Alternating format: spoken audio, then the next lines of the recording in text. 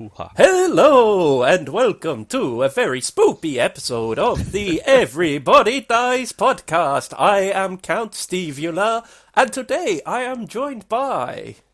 Oh, Daryl. Yes. And as you can see, we have very obviously dressed up for this episode. I am in my pyjamas. So I too am in lounge pants, but they're scary. I'm not going to say. They're definitely scary. Oh, yeah, of course. I'm sure they are. All the better for not being on camera, I suppose. Yeah, this is the thing. I've got a picture I've taken of it, and I've lit my chin up, so it's very creepy.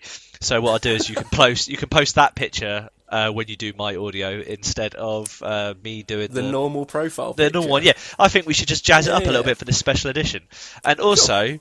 I'm not saying it's if there was a little bit of music, creepy music would be nice. Yeah, maybe. I'll see what I can cook up. In the cauldron. That'll be playing. No. So yeah, perhaps a little ambiance. Okay, so before we get into the spookums, I will just mention a couple of things that have been going on. We have been running something on our Facebook page recently about profiling games, basically. So we list who it would be suitable for, how complex it is, and then we just give a brief outline of what it is with a couple of pictures of the game as well. It's kind of there more for people that maybe don't know how to get into board gaming, and it just gives you kind of like a brief outline of what you can exactly expect from the game. So hopefully it's going to be a helpful thing for people that are looking to break the hobby. Because let's face it, there are a hell of a lot of board games out there these days, and it can be hard to figure out which ones are really for you. So yeah, by all means head on over to facebook.com/everybodydice, and please do follow our Facebook page, because it really only works on Facebook. You can't really do this kind of thing on Twitter or Instagram, you know. But yeah, so format's going to be a bit different this week. We will return to our regularly scheduled podcast next week. That's right, we are doing 2 podcasts in a row. Totally lucky people. Because, yeah, we're basically syncing this up with our RPG that is also starting over on our Twitch channel at twitch.tv/everybodydice, where Ian is running a Star Wars RPG. Well, he's not running it, but he's partaking. Involved. He's partaking. I believe it is friend of the show, Sean, that is actually GMing that one, I believe. Yes. Yeah, so really that's the kind of thing we've been focusing on in the last week. Expect another podcast this week. Sorry to our patrons who I know have voted on a topic for this podcast. It will be carried over into next week's podcast. Yeah. And it also gives us an excuse to talk about scary games, because I really like scary games. How do you feel about scary games, Darren? Do you know what? Just pre-show, we should do like little pre-show recordings. Pre-show, we were just going through lists of sort of stuff, comparing them to each other like notes. And to be honest with you, we've played quite a consistent amount between the 4 of us, or 3 of us, depending on how many people are in. But yeah, I would say I'm actually quite a sucker for a horror game, and I can't say that I will get a chance to on Saturday, but I would like to actually try and play a horror game in the evening, even if it's just on my own. It actually kind of turns out that we did play a couple of horror games really recently, so we are going to enter straight into what we've been playing. Boom, boom, boom.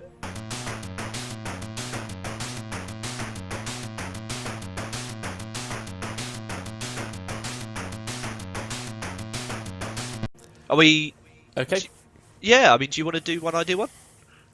Yeah, sure. So, we've both played together, actually. It was quite nice. We actually managed to get together. We did. Play some board games for the first time in a long time. It's been months, absolute months. Yeah, and we've played a couple of games. I kind of fancy talking about Mysterium Park first, because yes. I have a very strong connection to the original Mysterium. Yeah, I would say that's better for you, probably, because you've played the original and I still haven't yet, which is kind of... I do really... After playing this, I'll let you talk about it in a second, but after playing this, I definitely want to go and actually play the original. Yeah, so we'll definitely talk about these together. So, Mysterium Park is it's not an expansion, it's actually a follow-on from the original Mysterium. So it's not an expansion, it's its own standalone game. Comes in a much smaller box than the original Mysterium, so it's far easier to transport around, and it's somewhat scaled back as well. Mysterium, I'll make no secret of the fact that Mysterium is actually my favourite game. So to play a scaled back version of it is it was interesting, I will say, and it was actually more difficult. I don't know whether it's because I'm not as familiar with Mysterium Park in comparison to Mysterium, where I know a lot of the role cards and stuff like that. Because in the original Mysterium, you are trying to guess a person, you are trying to guess the location that they were in, and you're trying to also guess the murder weapon. The murder weapon is eliminated for Mysterium Park, so in fact there are only 2 things that you're trying to make people guess. So to really kick things off from the beginning, Mysterium plays as an asymmetrical game where everyone is on the same side. It is completely cooperative, but one player is a ghost and everyone else is a psychic.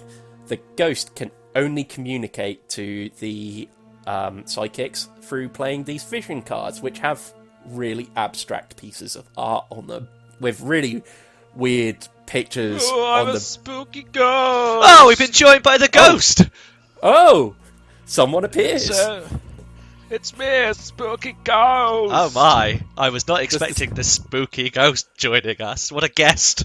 Are you ready for a spooping? Oh, I think so. I think we're ready for a spooping. Yeah. You ready? Bring it on. Spoop us out. Boo! Ah. I got you. Yes, you did. Got you with a boo. You sure did. It's a traditional spooping. Yes. So you actually joined us at a very good time where we are actually talking about Mysterium Park, Mr. Ghost. Oh! So the tale of how you failed to solve my murder. I think we failed to solve any sure murders. did. Yes.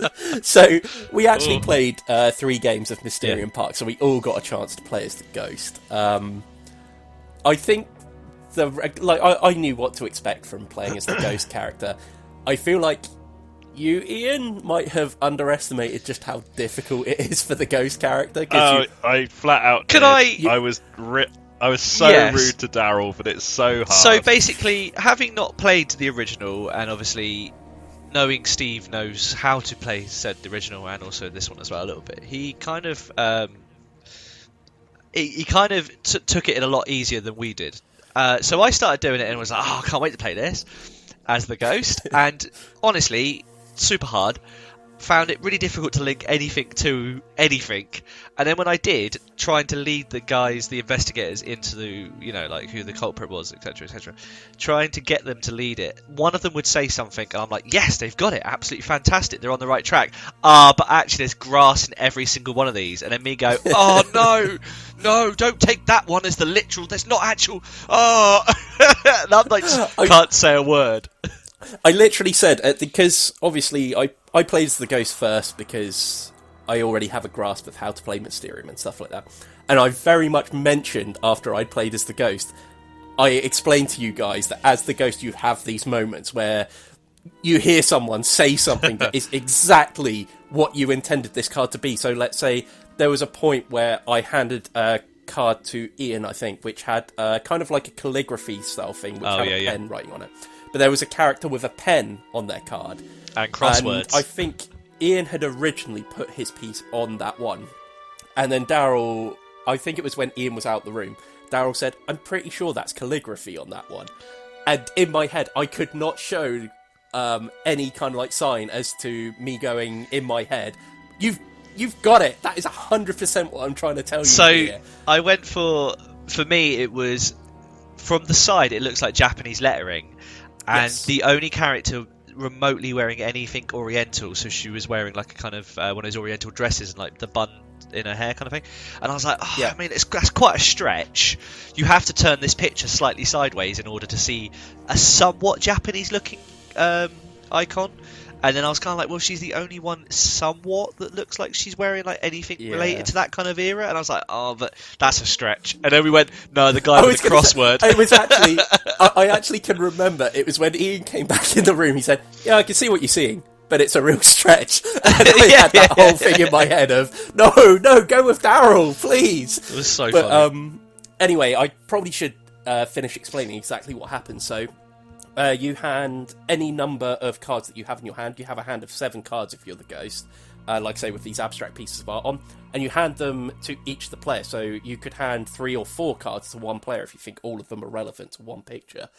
Because the profile pictures that are on the board, they all have a number of items on as well, so the card could relate to any number of those things that are on that card.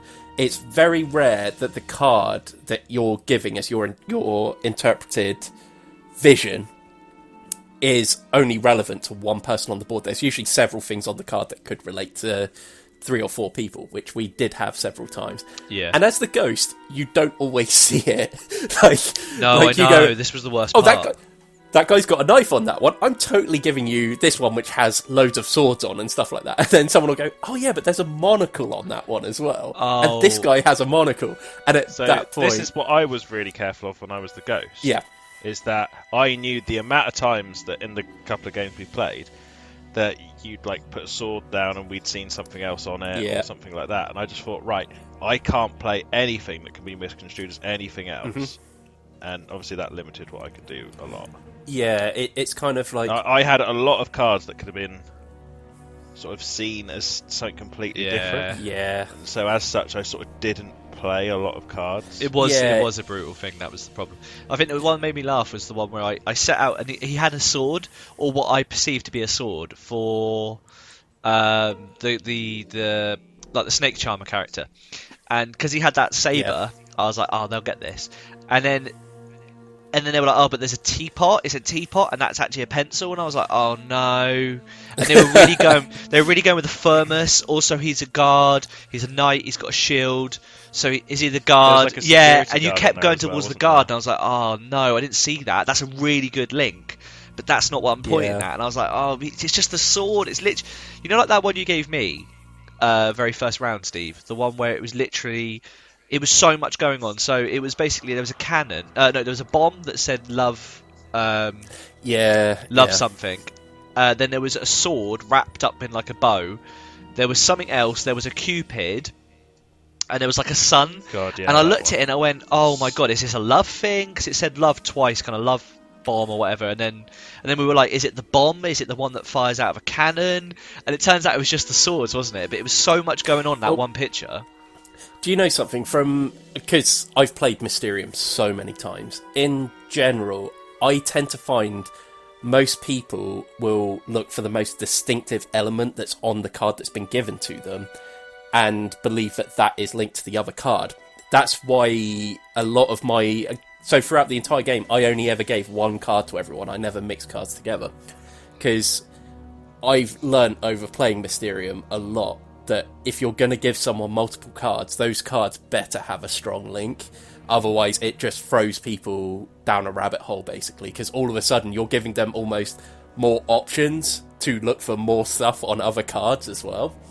And, I've just found that way. So I played very much one card every time. I'm not saying that is the way to play. I'm saying that generally I tend to find that multiple cards start to confuse people. So giving one card per round, I usually tend to find works a bit better. But yeah. I mean, I gave Helen loads of cards. Oh, yeah. That confused the hell out of her. And also, you actually used your head, and when you had nothing to be able to give a person, you just dumped all 7 cards on them. And that was kind of like the automatic signal of, I have nothing for you this round. Have my card so I can draw a new hand. That's basically that. And it's a viable play, I suppose. Yeah. It's not ideal, but it was what I had to do. Yeah, and to be honest, it's quite easy for a player to interpret that that's what the ghost is trying to do, because it's such a stretch that all 7 cards they were holding all link to one card. That's a real... I mean... It's pretty much impossible, isn't it? I mean, it is. I mean, there is someone that tried doing that before.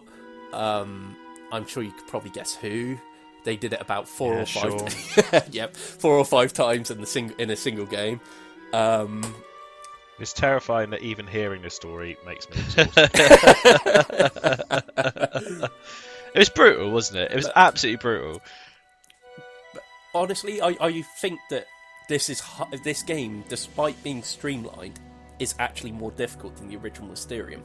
Because in the original Mysterium, basically at the end, you're meant to pick out the one person that committed this murder.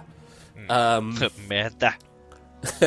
And in the original, however many players, basically every player gets a profile of a person, a location, and a weapon.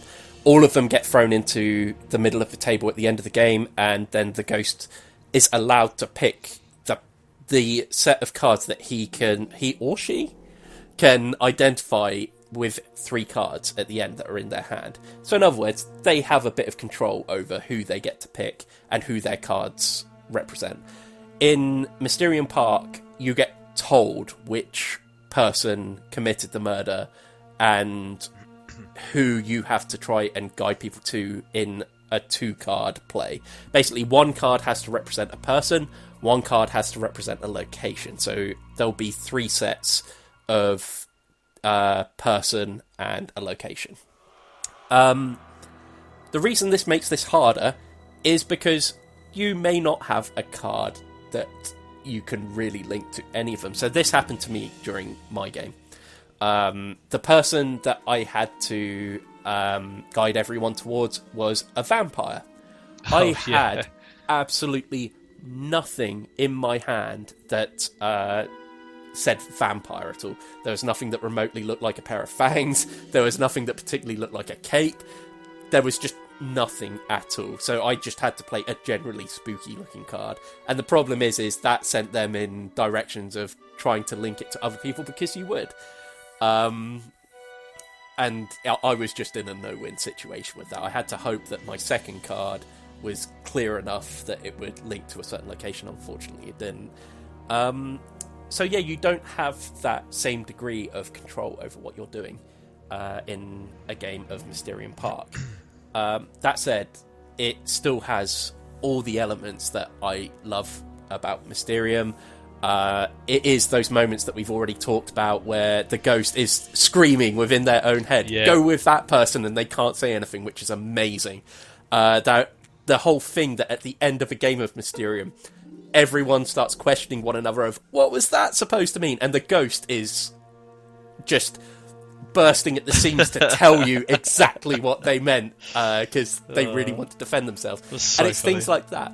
It's things like that that it brings out of people. That's why I love Mysterium and I enjoy it so much. There are better, technical games out there that have genius systems in place and things like that, but Mysterium just always makes me feel like I've had a good time by the end of it, and that's why Mysterium is my favourite game of all time. And you guys have now Taps into that primal urge of wanting to punch your friends for saying something stupid. Yes, exactly. Exactly that. And that is why it's my favourite game. So yeah. Out of interest, what did you guys think of Mysterium Park? I really enjoyed it. I really enjoyed it as well. I feel like I could have done better were I not. I feel like this happens every time, but where I've played it once, I'm thinking, man, people must just get good cards sometimes, right? Yeah. Because I felt like I had nothing to describe anything I needed to. Yep. Other than that mirror, which I had to redraw loads of times to get. Yeah, and this is the thing, is you do have a number of redraws as the ghost. You have 3 in a game, and that's it. So you can discard your entire hand and draw 7 new sets of cards. It is also important to note that if you have a card that you feel really strongly represents one person around the table, you give it to them straight away, because you get to draw another card then, which gives you more options. So you always have that option as the ghost. So there are ways of being able to filter through the cards to get better stuff, basically. So there is still a certain degree of gamesmanship in there. It's not faultless, though, because you're still taking a chance, really. So yeah. That freaking the one that nearly killed me was the It was the one I gave you, and it was all animals. That was the link I was looking for to try and get you towards the horses. Yeah. Because the one I was looking for was the one that, like, I think you had it a little bit later on, Ian, was the one where it's like a flaming horse. Perfect. Literally perfect, right? I ended up getting like every animal other than a horse, so I thought, okay, good. But it was drawing you towards the stuffed toys, which makes sense because it's stuffed toys. Fun house because there was a cat on one of them, and like some of them have houses, and it was just like, oh my god. Looking back on Fun House and Cat, we should have done better. it's just brutal, isn't it? It is. So good. But yeah, I still love Mysterium. I love Mysterium Park. I think I prefer the original though. I'd like to go back and play the original and just compare it because, like I say, this is my first taste, and I really enjoyed this taste. I just want to know if maybe the original one is, like you say, even better, or if I will. It'd be interesting to see if we find the original better, or if we find this one because we played this one first. Does that make sense? Like we might appreciate. Yeah, it'd be interesting to see the difference. Maybe not. Yeah, I mean, Mysterium is more geared towards playing with large groups of people. This one actually has a bit of a lower player count. I think the original played like up to 8 players or something like that. So 1 ghost and 7 psychics. And it actually lends itself really well to having a lot of players because it's... as much as it's a game about one person not talking at all, it's also about everyone else talking a lot. Yeah. So it's kind of like a really weird juxtaposition there that's kind of cool. But yeah. Shall we move on to the other spoopy game that we have played? Oh, yes. Oh, yes. So me and Daryl played Horrified. Which is a Ravensburger game based around the Universal monsters. So those kind of old, like, 1930s movie monsters, you know, like your original Dracula, Frankenstein, the Invisible Man, the Wolfman. The classics. Actually, I think you mean Frankenstein's monster. But the film was still called Frankenstein. But the monster was called Frankenstein's monster. Okay, Frankenstein's monster and Frankenstein's monster's bride. No one ever... that sounds ridiculous, doesn't it? It's just the Bride of Frankenstein. I'm so glad I've ruined that. That's so annoying, because if you think about it, it doesn't make any sense if you take it from the book version, where it's like Frankenstein created the monster and it's Frankenstein's monster. But then if you go the Bride of... It's like the Bride of Dracula. That works, because it's Dracula, isn't it? But the Bride of Frankenstein is... But what if the Dr. Frankenstein was like, man, I can make stuff, and it... Do you know what? It lives, it does what It's it interesting you suggest this. Feeling pretty lonely today. Because I watched a series a little while back that I never finished it when it first came out, but I watched it, rewatched it. It's called Penny Dreadful. And in that, it's like taking... I know Penny Dreadful. Yeah, so it's taking twists of like sort of not fairy tales, I guess like horror, gothic horror. And in that, he creates a Frankenstein monster, right? He is called Frankenstein, I think, in it, or Victor Frankenstein. And he creates a monster, it's not called Frankenstein. He then also makes a bride for his monster, but falls in love with her. So it is kind of an interesting concept. You say that, like, it could be for the Bride of Frankenstein was supposed to be a bride for the Doctor, but you never know. I don't know. I don't think I've actually watched any of those old classics from Sony or whoever they were when they first owned them. Universal, isn't it? Universal. Yeah, Universal, not Sony. Sorry, my bad. Yeah, I was thinking, and I was like, I've been to Universal and seen the monster thing as well, like in the park in Florida. I was like, why did I say Sony? But yeah, it's so stupid. But yeah, it's very much those iconic kind of characters, isn't it, that everyone kind of remembers. Even if you've never seen them, they're very iconic because it's Universal's monsters. Yeah. It was good. I really enjoyed that game, actually. I really enjoyed the simplicity of it. I thought it was going to be a lot harder. Yeah, so the idea of this game is it's a cooperative board game where players are basically tasked with saving any villagers that are wandering around in the streets, whilst also getting rid of a number of monsters that are stalking them. So, in the beginner game, you play with 2 monsters on the map. The beginner game suggests you play with Dracula and the monster from the Black Lagoon.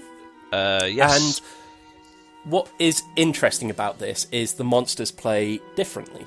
So the monsters don't necessarily act on every single turn, but they all do different things. So some turns they might only move, some turns they might only attack, sometimes they get to unleash your special ability. And you have to tackle them in different ways as well. So with Dracula, you have to move across the map, get to the 4 locations where he has coffins, destroy all his coffins, then attack him with, I think it was a yellow item, I think. Was it to start off with, or did it change? Was that... It was red items in order to destroy his coffins, and then a yellow item to I think it him. was. And because I'm thinking of the one I did. But yeah. It was one. And whereas with the creature from Black Lagoon, you have to get to a specific location on the map, that was quite brutal. The camp. Yeah, and you have to move this boat along this river in order to get to his cave, and only once that boat has reached the cave can you then attack the creature from the Black Lagoon and kill him. The idea of how that worked was, again, using the coloured items. You spent a certain coloured item in order to move the boat along to the next coloured space on that track. So, for example, if you played a blue item, you might skip a red and a yellow location because the blue one appears after that. Yeah, so you move to the next available space of that colour. So you have to think about how you're spending your items in order to move the boat across it was almost the river quickest. Because a lot of the blue items I collected early on were quite low level, but another aspect of keeping them was it allowed you to defend yourself almost against attacks. So it was worth keeping the crap ones as just shields essentially. But then it was kind of like, do I burn a blue to get... So I could burn a blue and only move 1 space, but then I could easily then burn a red and move 3 spaces because I've just used the blue. So it's whether I burn them all sequentially or if I wait around to try and then it was a case of sort of like trying to gather as much as possible to kind of almost get really far ahead. Because I suppose you're going to talk about it in a second, but like the monsters had abilities, and one of the abilities of the creature from the Black Lagoon was he could push the boat back. Luckily that never happened in our playthrough, but there was a potential that it could happen, and it was very much banking on if it did happen, I'd then need to kind of almost have one of every colour. I needed to get as many of one colour as possible, of each, in order to kind of go, okay, right, I'll burn them all now and then try and attack him. It was good fun. Yeah. So the idea is that items kind of like periodically appear across the map. They'll either be coloured red, yellow or blue. The different items also have different numbers of strength. So in order to do certain tasks, it will usually ask you to have a number of weapons that add up to a certain number of strength in order to carry out a task. So, like, for example, to smash Dracula's coffin, you needed a combined 6 power of red items in order to smash it. So you had to wait for a number of red items to appear across the map and move across the map and pick them up. The thing that makes this quite hard is the fact that when villagers appear on the map, you have a location that they are looking to reach. You have to go to them, you have to kind of almost take them by the hand and guide them to the place they're trying to get to. Because if a monster ends up on their space, they are going to hit them and kill them straight away. And when they kill them, the terror level moves up. And when the terror level hits level 6, I think it is, the game's over and you lose. So you're very much against the clock in this game.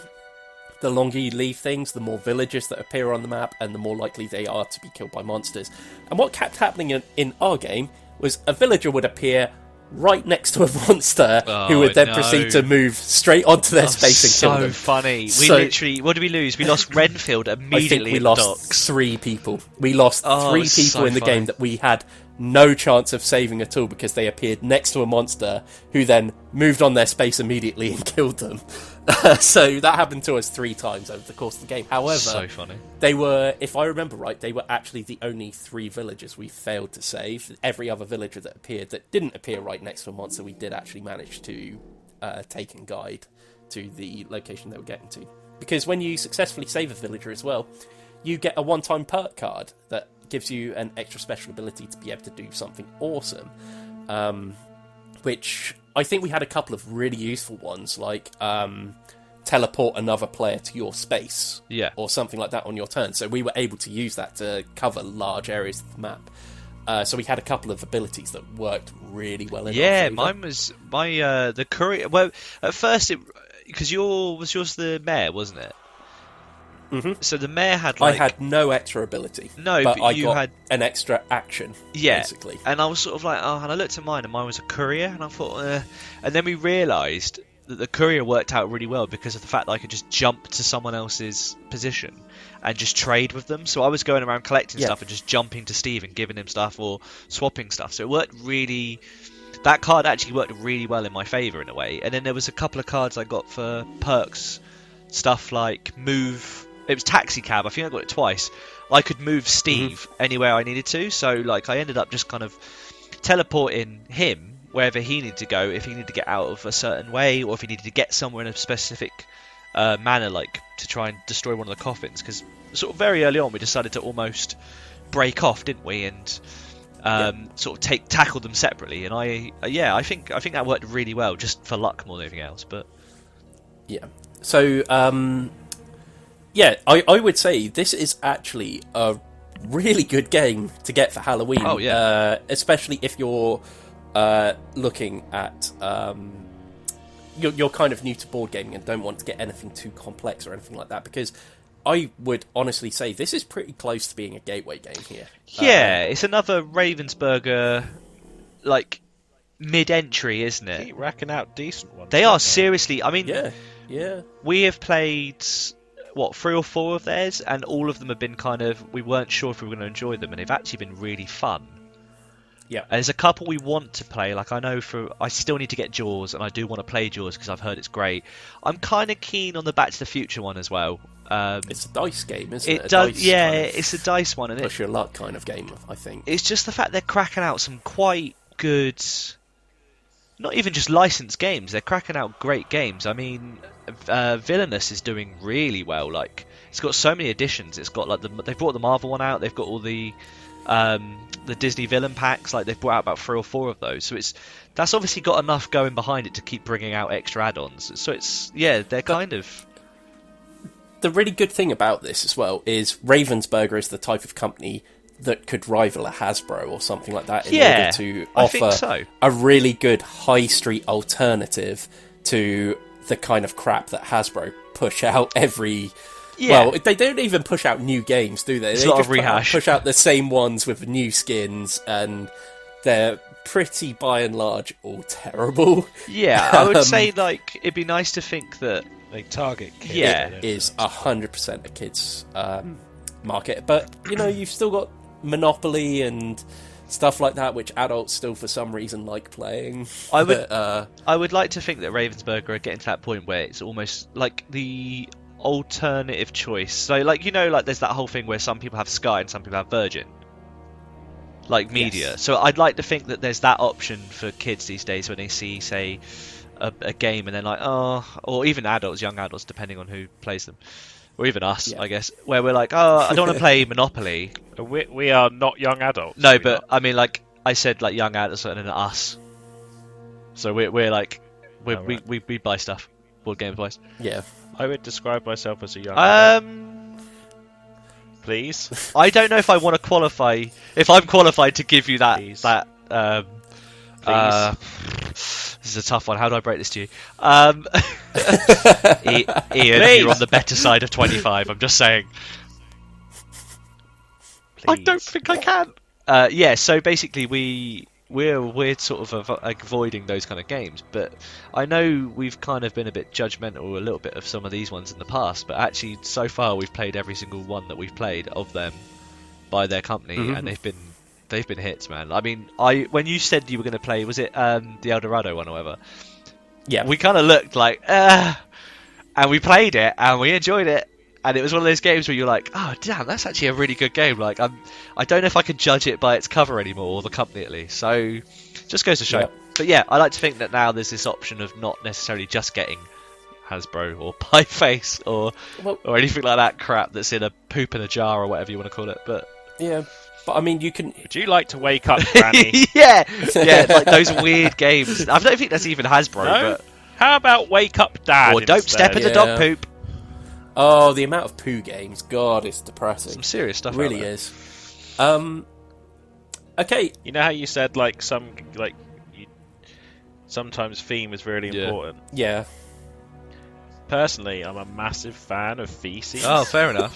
Are you the hit market they're looking for? Fair enough. Just love poo so much. Yeah. I want everything I do to revolve around my poo. Fair enough. Okay. Oh. So, that's made me shiver. So anyway, the last thing I really want to add about Horrified is it has a lot of replayability to it as well, because you get 6 or 7 different monsters and you can use them in different combination. Like I say, they all have different ways of being able to beat them. So a combination of 2 different ones might be a completely different game to a different combination of a different 2. You can play an intermediate game with 3 monsters on the map, or you could play a really difficult game with 4 different monsters on the map as well.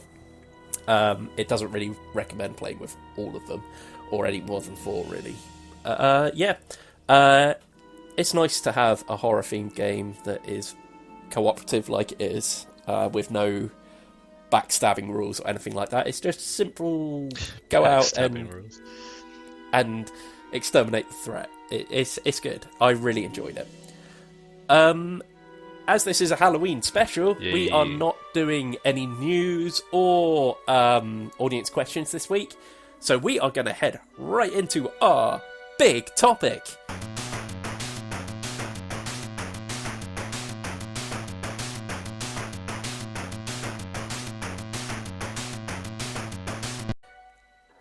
And the big topic this week is, what games would we recommend for Halloween this year? So we've got a bit of a list of different games here that we're going to talk about now. We'll try and each pick out a game that each of us individually would really recommend you try for Halloween this year. Yeah. But we'll go through the list we've got anyway. We'll pick out some good. There might be some bad in here as well, but we'll try and cover at least all of the kind of spooky-ish games that we all know. Where do we want to start this one? Do we start with what is probably got the biggest corner on the market in terms of all of the Arkham horror-style games, all of the H.P. Lovecraft games that Fantasy Flight do? Because boy, are there a lot of them. Yeah, do you know what? I think they have got there is such a huge level of Arkham, or just H.P. Lovecraft games out there, isn't there? Mm-hmm. Like, whether it's other versions of stuff that's themed around Cthulhu or anything. I mean, yeah, let's start with them. They're a big boy, aren't they? I mean, the classic is Arkham Horror, the board game, which is essentially just a story-driven game where each player moves across the board, they draw an event card, something happens to them, and they carry on, trying to eliminate the threat or at least close portals around the map. And really what you're trying to do is seal away the old one, because usually if the old one wakes up, everybody dies. Everybody dies. But yeah, it's not the best Arkham game that is on the market. I know a lot of people love it, but I would also say that in my experience, a lot of people hate it as well, because it's a lot of random event generation.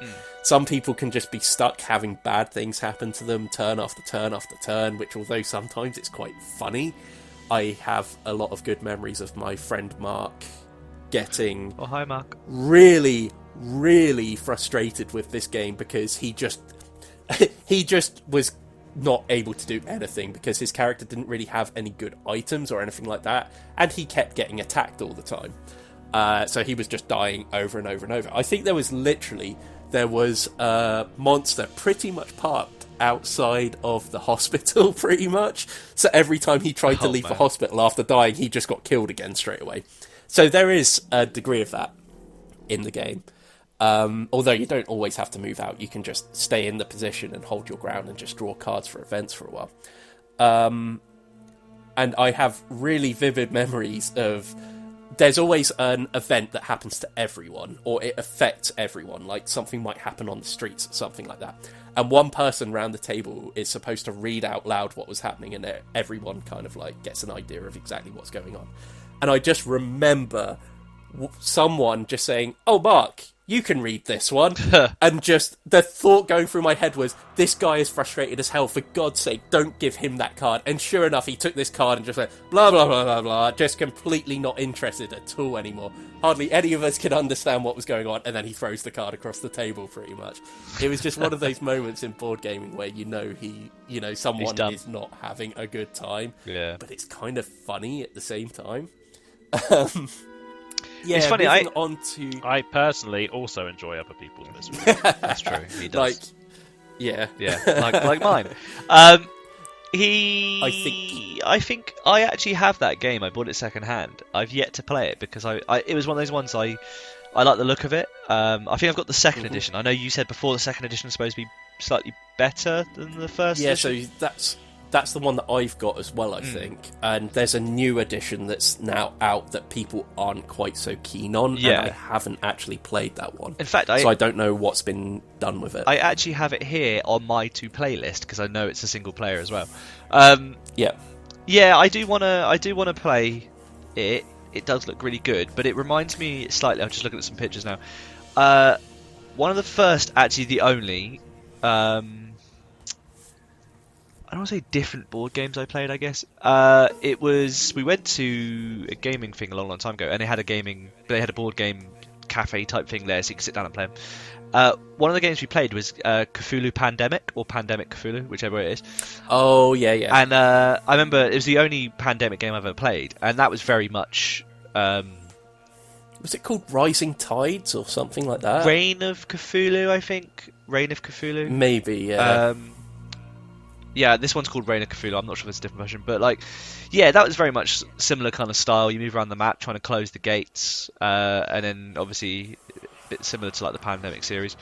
Stuff would happen, and it would just screw you over. We didn't win, needless to say. But it's very much a nice little horror stint version of something else. So, although I've never... Is it worth? Sorry, I was just going to say, although I've never played it, what I have heard is that the game Eldritch Horror is essentially a streamlined and far easier to play version of Arkham Horror. So if a story-driven Fantasy Flight H.P. Lovecraft-driven game sounds like your kind of thing, I think it might be worth checking out Eldritch Horror before Arkham Horror. Although I feel like this naturally brings us into talking about Arkham Horror, the card game. Oh, yes. I would say. Which is both generally quite well loved among the card-playing community, but is generally critically well received as well, unlike the board game counterpart in some circles. Lots of expansions for this. It plays really nicely. I would say it is actually one of the few games where I feel there is a genuine overarching terror across the entire thing. I would say. Yeah. More so than other games I've played, because Arkham Horror does feel like random events just happening to you.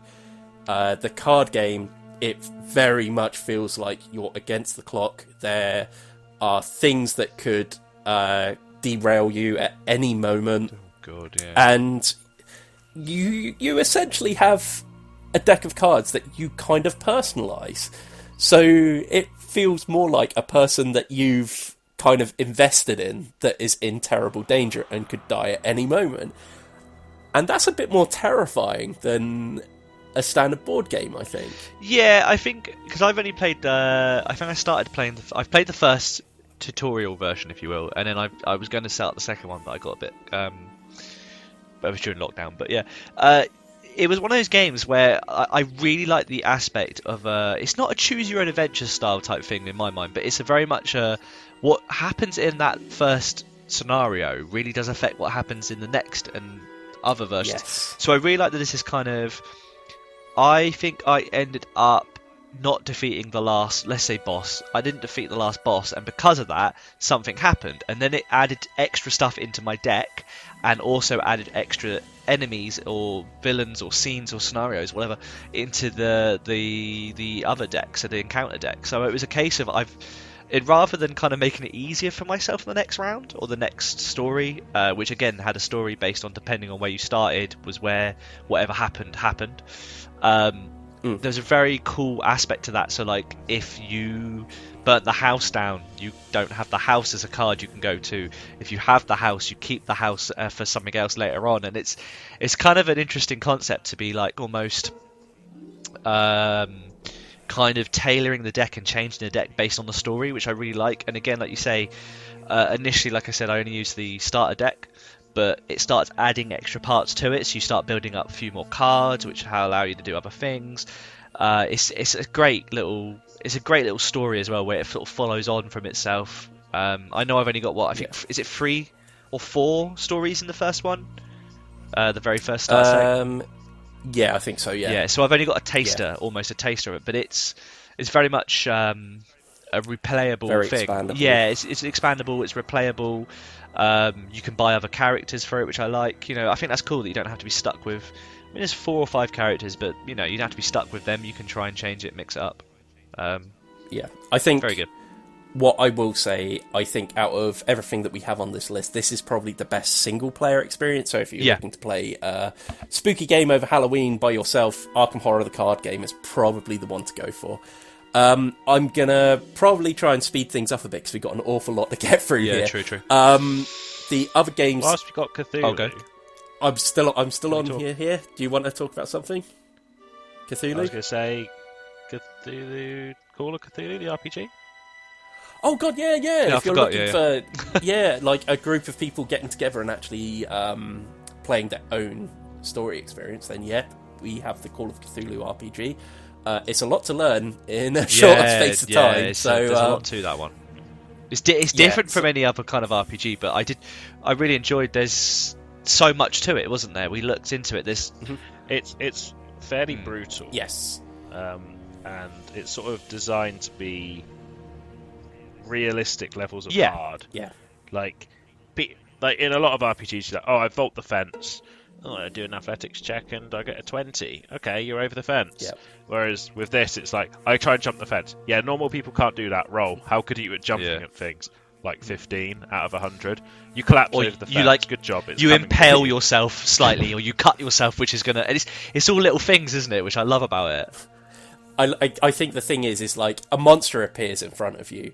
Okay, make a horror check. Yeah. Are you terrified? It's kind of like it's not so much of this monster has appeared in front of me and I'm going to punch it in the face. It's more a case of you've just seen a monster. It's terrified you. You cannot do anything right now. This has changed your worldview. You are going. Yes, pretty much, and that's what's kind of cool about that.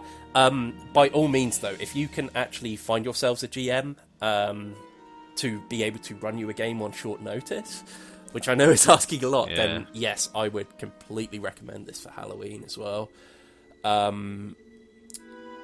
Just going over a couple of other things real quickly. Mansions of Madness is a really cool app-driven game where essentially the app guides you through a mystery. It also resolves combat and stuff like that for you, so you do still have to roll dice, but it essentially tells you what happens as the result of, say, failing a combat or succeeding in combat.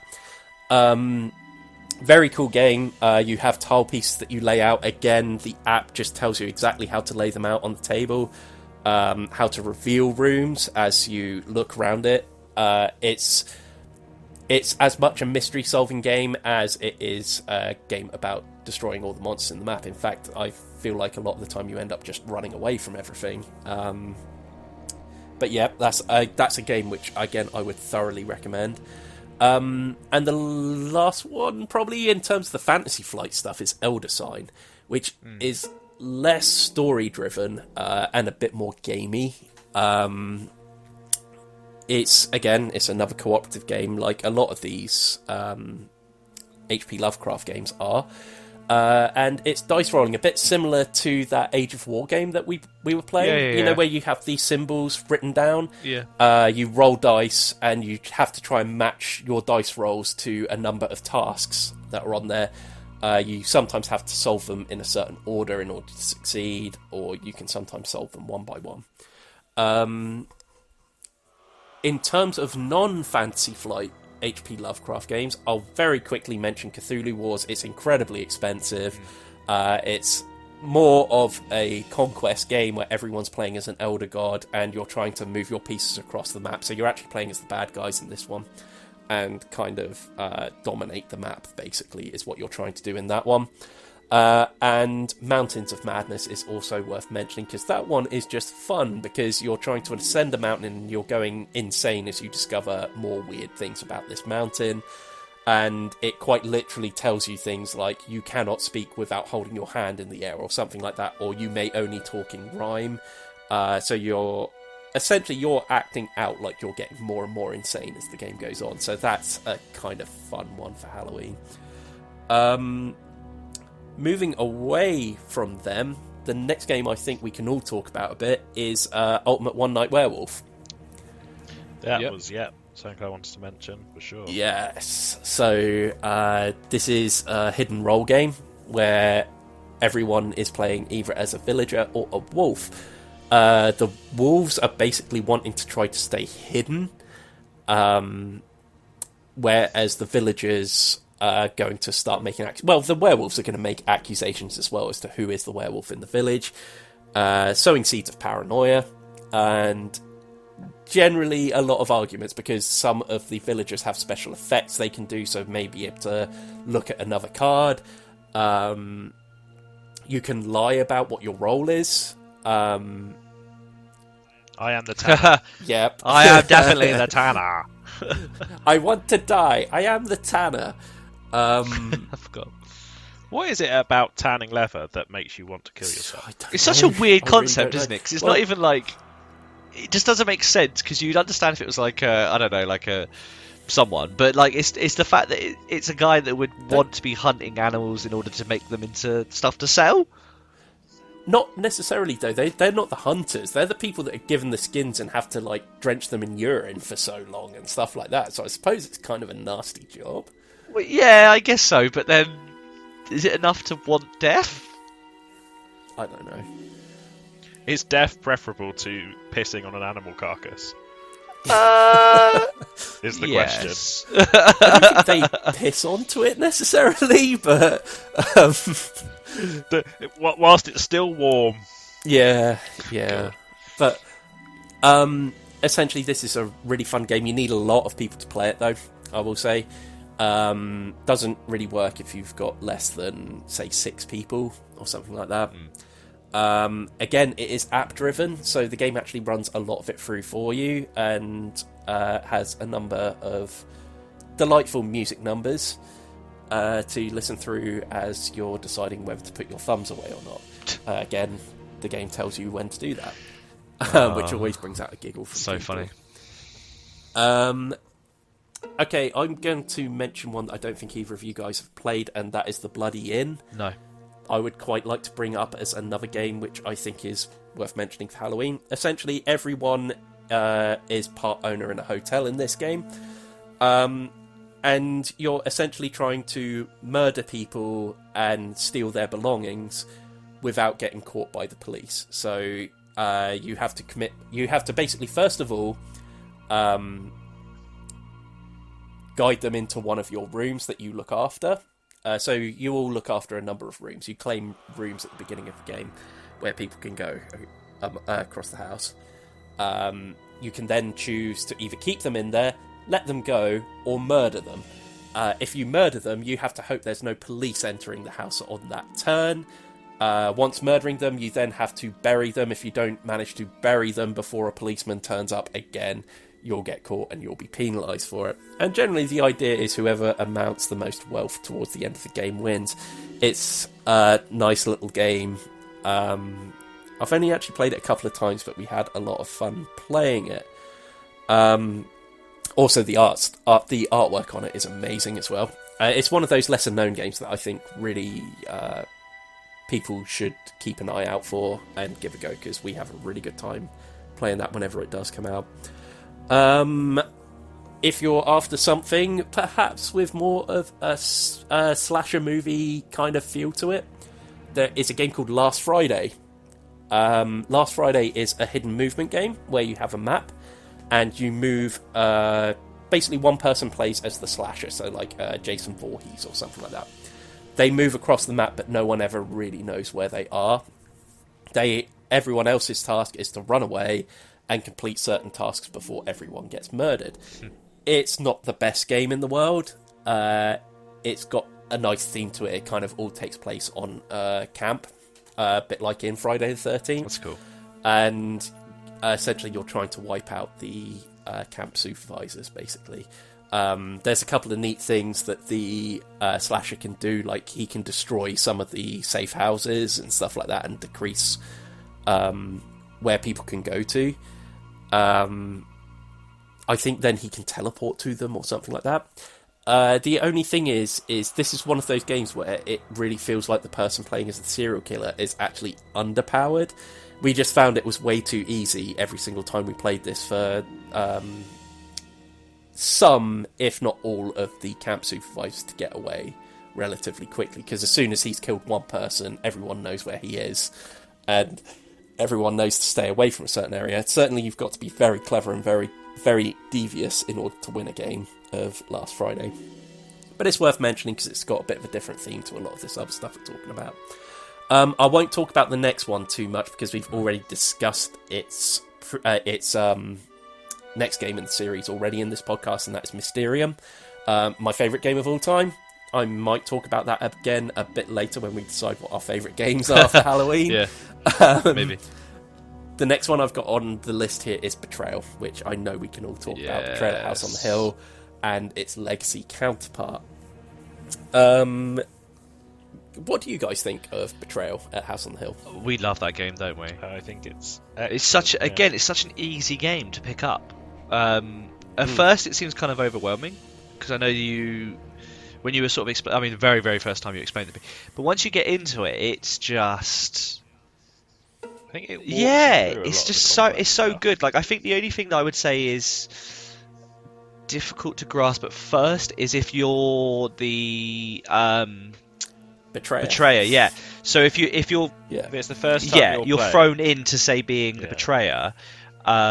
I love the fact that it's like once you become the betrayer or someone becomes the betrayer, they have to leave the room and read their own version of the rules, while the remaining survivors have to read their version of the rules. So both of you get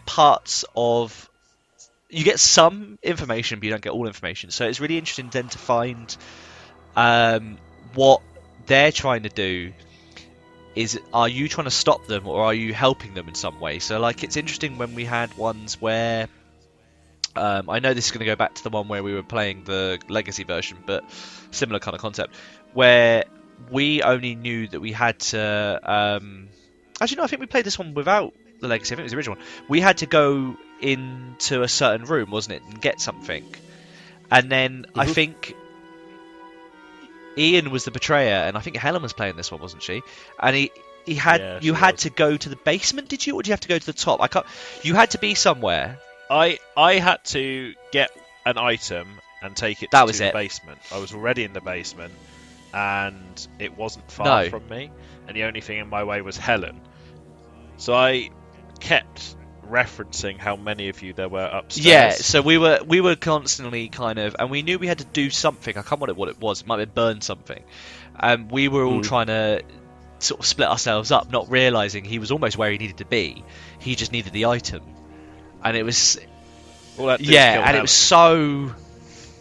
was so like I don't know, it's one of those things like you say, like I know with the legacy one where I think I had control of dolls, little China dolls, and you guys had to either bring them in to destroy them with a cat or burn them or something like that. But every time you did, I could bring them back, so it was very much like you never knew what I was doing and I never knew how you were going to go about doing it. So like you would trap me with the cats, I would sing, and the dolls would come back, and you were like, what's going on? Kind of thing. And it is kind of like a common theme in so the good House on the Hill, that neither side really knows what the other side want and how they're going to go about it, which is kind of a neat mechanic. Yeah, I think that's only ever been a problem once. The one where we didn't had that know, one game where like it actually would have just been better had we worked together. Yeah, that was it. Yeah, I think what it was if we had known all the elements of what was happening in the game, me and Ian basically had to do nothing. It would have benefited if all we'd done on every single one of our turns was just go, yeah, gonna do nothing this turn, and yeah. Even if you know that, that's a really unsatisfying way of playing a board game. I think that we've said this before in the past. That was the weakest version we played. Yeah. So it's the only time I think we've ever played it and gone, only. I think in terms of summing this up, really, if what you're looking for out of your Halloween game is a haunted house experience, this is probably the one to get. 100%, 100%. It is absolutely. It's a mishmash of just about every B movie you could think of. It's so good. The characters, the little character figures, is just so weirdly unique. Like, I do like the aspect as well, like you say about a haunted house, that although you go in as a group who are more or less working together, I like that at some point, pretty much one or maybe more of you are then going to become the people that you have to be against. And I like that it's a competitive game. Sorry, I love that it's a cooperative game to a point, and then it suddenly becomes a competitive game. And it's a very nice thing about, especially when you, it's so random sometimes, because it can be stuff like whoever has this item or whoever has the lowest sanity or something like that. It's something you don't even know might trigger the haunt as such. And I love that there's that aspect of it can be random, super random. Very cool. Okay, let's quickly move now into, well, maybe your thing is more zombies and stuff like that. So the one I think most people would naturally go to in terms of a zombie game would probably be Zombicide. Don't you mean Zombie Flux? Now, no, you surely mean Zombie Flux. So Zombicide is. I was actually debating this at the beginning of just before we started recording. That I don't consider Zombicide really a horror game. It's themed around a horror thing, but it kind of feels like, like how World War Z didn't really feel like a horror film. Yeah, it's more of an action film, more like isn't an it? action film with zombies. Zombicide hits me very much as an action film board game with zombies in it. That's very much how I feel about Zombicide. Again, it's a game where you set up your board, loads of minis appear on the board, and you basically have to carry out a number of tasks whilst keeping the amount of zombies at bay, because they will overwhelm you if you take too much time. That's never good. Yep. What would you have to say about Zombicide? Because I know you've played quite a bit of it as well, Darryl. I've never played the original, I guess. I've only ever played Black Plague. Which, if I'm honest, is a massive improvement over the original. Which is the reason why I got it, because a lot of people I'd known saying that that's a better version. And I also, part of me kind of, whenever I used to play it always kind of remind me a little bit of Army of Darkness, purely based on the fact that it was kind of... I can see that. It was, like you say, it's more of it's not a horror film as such, it's more of a kind of sort of zombie film with action and stuff. I do enjoy it. I know we talked a bit before we started this, and I said Zombicide, and I know we then kind of were like, I'm not so sure. I would say probably there are other miniature games with zombies in, or just general games with zombies in, that are more horror based. So that's why if someone brings up a Zombicide, I raise them a Dead of Winter. Yes, which is where we naturally Dead of Winter to me is far more of a horror game, because again, it has the backdrop of zombies and stuff like that, but I always find as soon as a game puts a potential betrayer amongst your midst, there may not actually be one. That's one of the things that's really great about Dead of Winter. There might be a betrayer in there, but actually in most games there's not. You're struggling against starvation. You are struggling against the zombie threat outside, but again, you're also struggling with this whole idea that the very people that you're trying to survive with may be actually trying to throw you under the bus for their own benefit. I feel like a good comparison would be like if we said Zombicide was Army of Darkness, I would say that this is very much The Walking Dead. In sort of terms of kind of... I kind of feel like... Yeah, I can definitely see that. Because it's very much I more probably would have gone survival, for... isn't it? Like, Yeah, I kind of feel almost like, despite the fact that this isn't set in a shopping mall, either this would be a Dawn of the Dead or a Night of the Living Dead, of a group of people that are together during this whole thing, and things get very tense very quickly, and it becomes, can I actually survive with these people? Do I want to survive with these people, kind of thing. Yeah. That's what's kind of cool about Dead of Winter.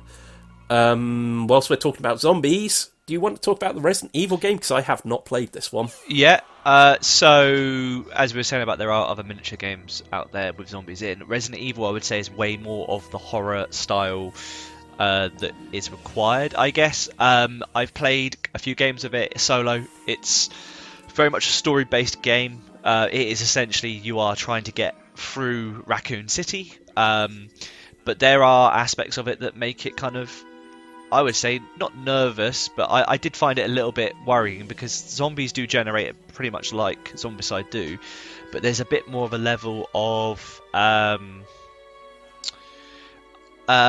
would say, a bit more element of survival in a way, because you are very limited by the resources you can find and also have.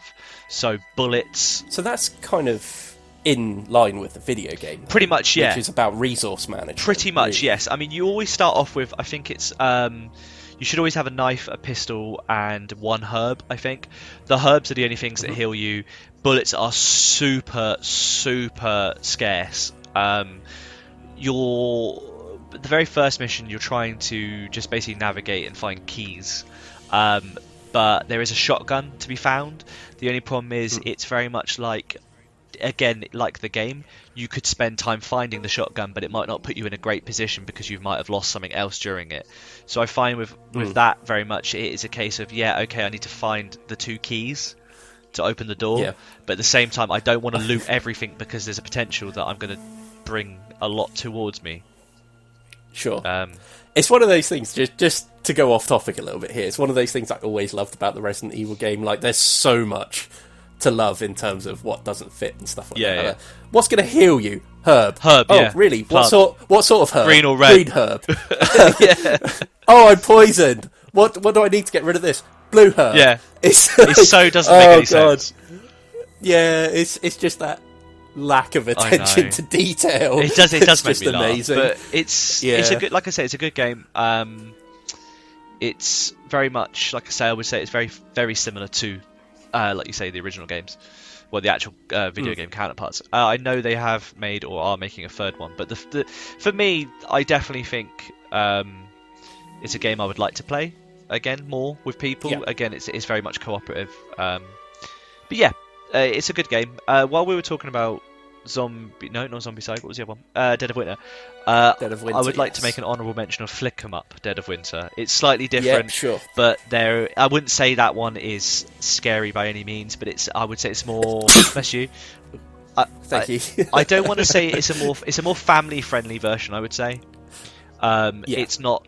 Everything's presented in a bit more colourful, kind of childlike manner. So, like, you flick. It's cartoonish, yeah. Yeah, you flick stuff at the zombies fall down. So it's not so much like they bite you, you bleed, there's blood, that kind of thing.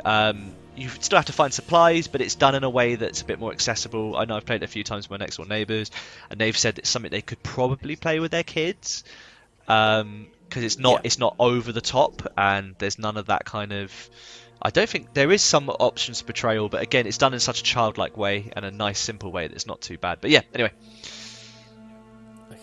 Okay. So what else is there that's kind of like a horror-based thing around Halloween? Maybe your thing is more like the Alien films and things like that. We've played Nemesis before. We have. And if you're willing to shell out £120 on a board game for Halloween, Nemesis is an alright game.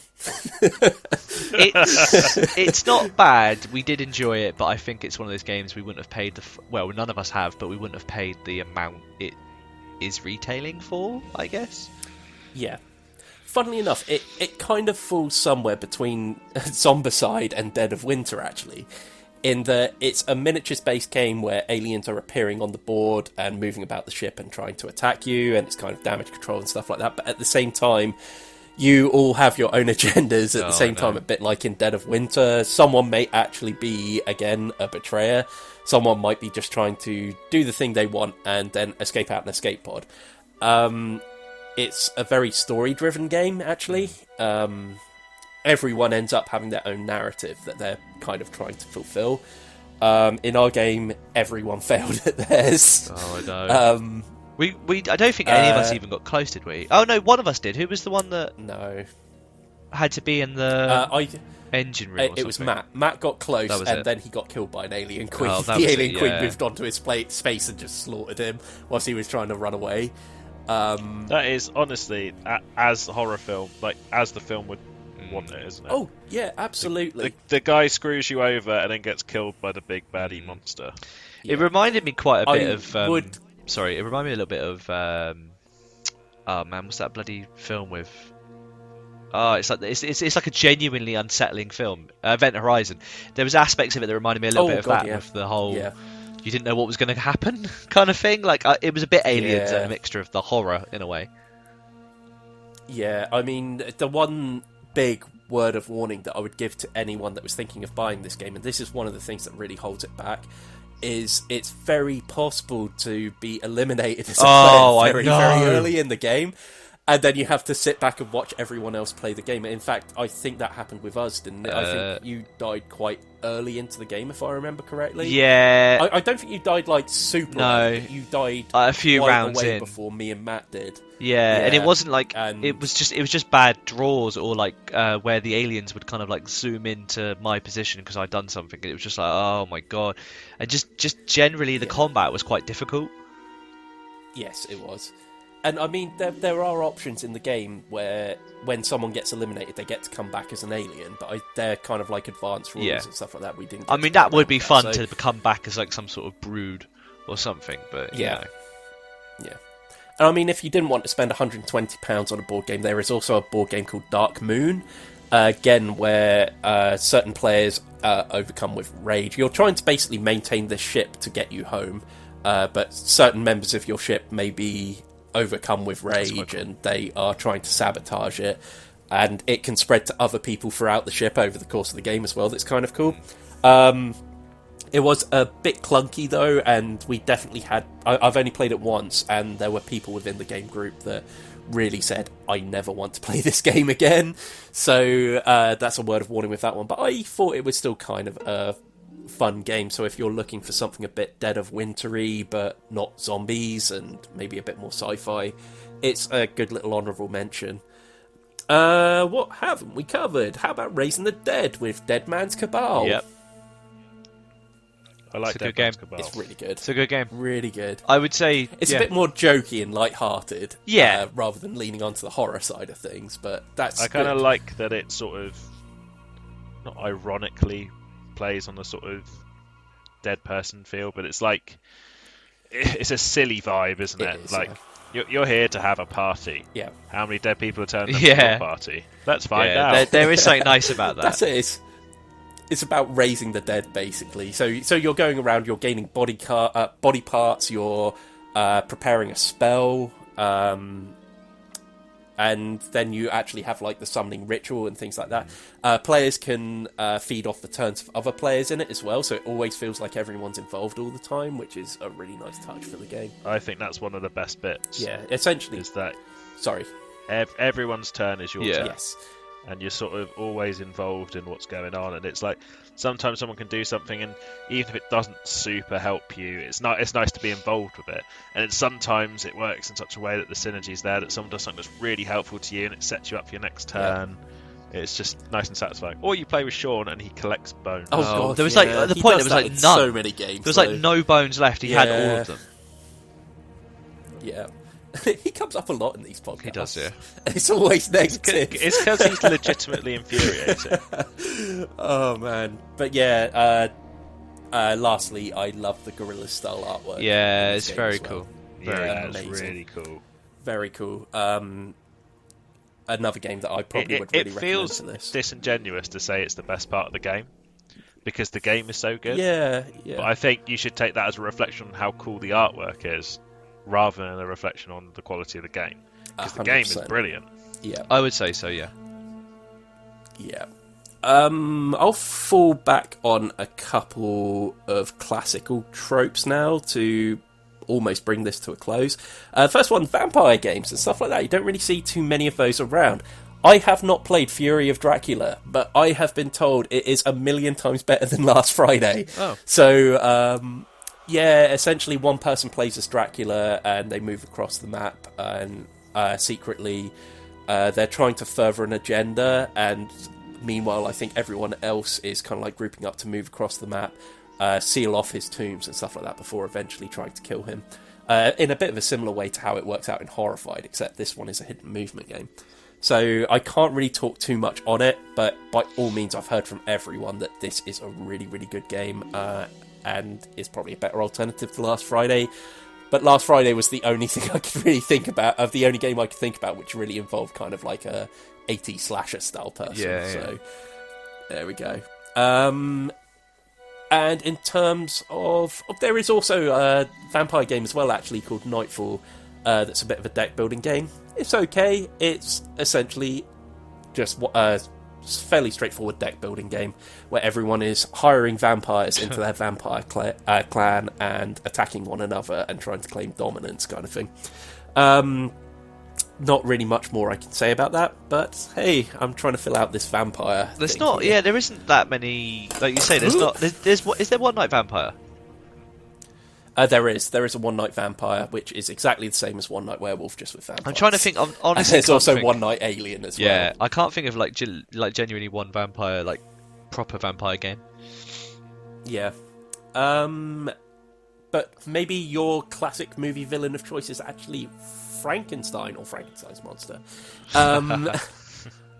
Abomination is a game that we actually reviewed.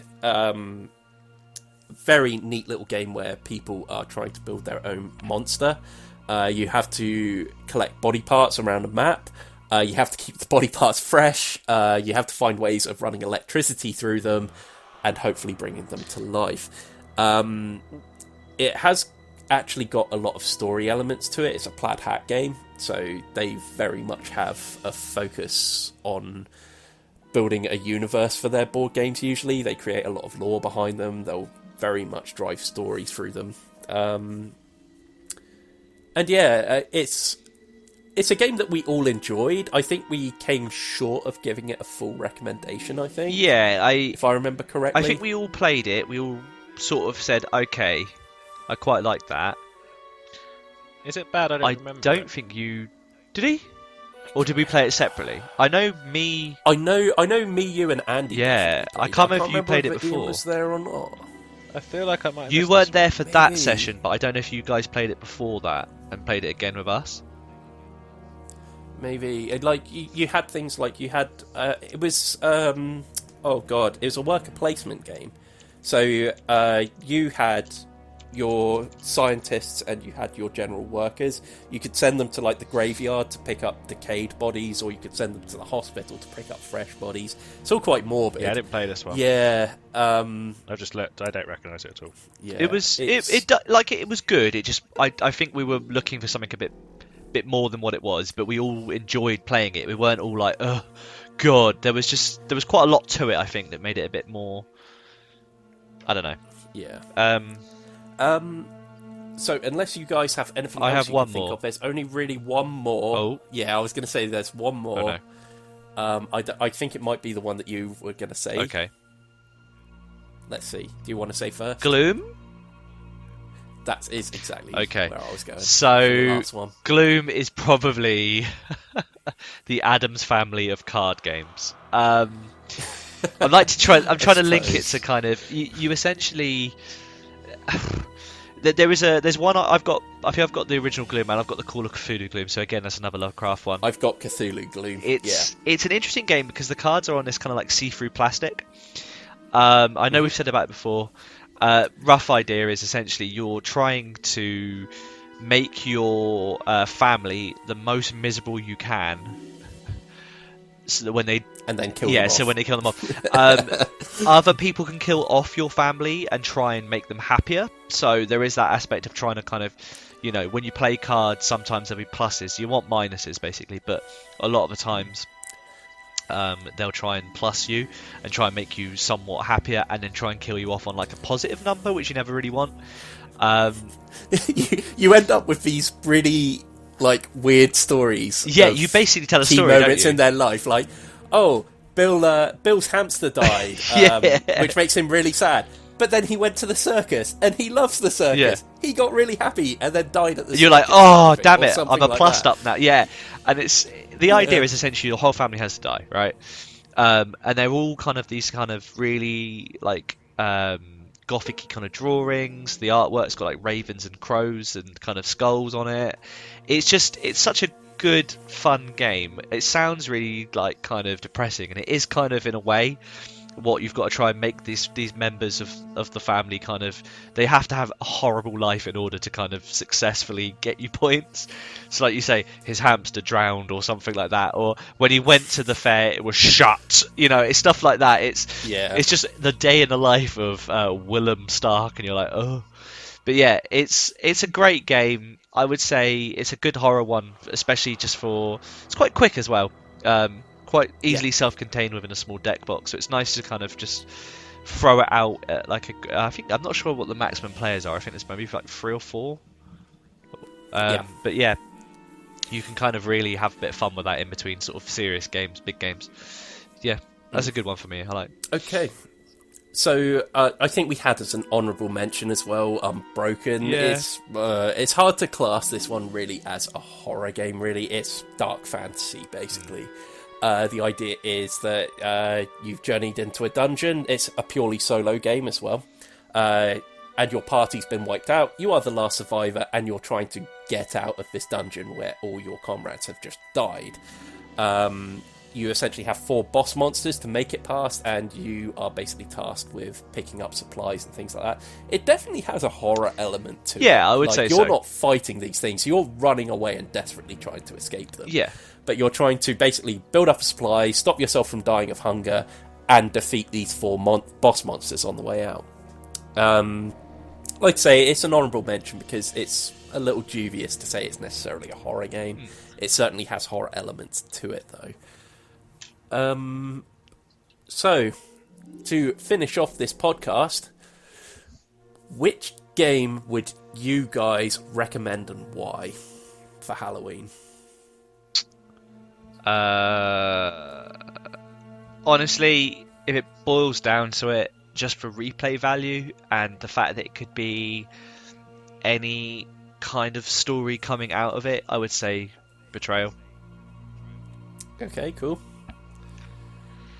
I'm going to go for One Night Werewolf, assuming you have enough people. Yeah. Just because I feel like the level of group interaction and the completely changing roles and the sort of trust and mistrust that goes around is a really good fun group activity. Yeah. I would say that one, and probably just because I know you're going to say Mysterium. Yep. 100% I am saying Mysterium because not only would it be my favourite game to bring out on Halloween, it's just my favourite game to bring out in general because, well, you've already heard the rest of the podcast. We've already talked about it enough on this one. I've made my feelings very clear as to why I love that game so much. Yeah, so that's it. If we were going to recommend 3 games to you, it would be Mysterium, One Night Werewolf, and... oh god, it's gone already, Betrayal at House on the Hill. Which, honestly, I would readily recommend any of those 3 anyway. I think so. For Halloween. I think if you asked me to pick 3, those are the 3 I'd pick as well. Yeah. They're just all... I want to say they're all quite accessible games. They're all quite relatively fun to play with groups as well. So there's a lot of interaction there, which I quite like. I think that's a good idea. I think they're all light-hearted. Yeah, as well. they're not there's too funny stuff that happens because not everyone is into like the hardcore horror stuff as well. No, it takes a very particular group to be into, let's say, Abomination or something like that. You know. Yeah, I would say an honourable one I would throw in is, for me personally, again, would be oh Jesus Christ, man, Dead Man's Cabal. Again, I think that's quite a fun group game. Yeah, I reckon so. And I still would stand by, if you were by yourself and playing games, it would be Arkham Horror, the card game, exactly. all day long. All day long for that one. Okay, so with that, I hope this has been helpful to plan out your Halloween. This is actually going to go out. We should be back on Fridays that we've released this. So you surely have time to go out to the shops and buy yourself a game. Any of these games that we've mentioned today. Like I say, not all of them are good, but all of them are certainly suitable for Halloween. We've given you our actual recommendations, so please do let us know if you tried out any of these for Halloween, or perhaps leave your own suggestions in the comments below if you think we've missed your favourite scary game.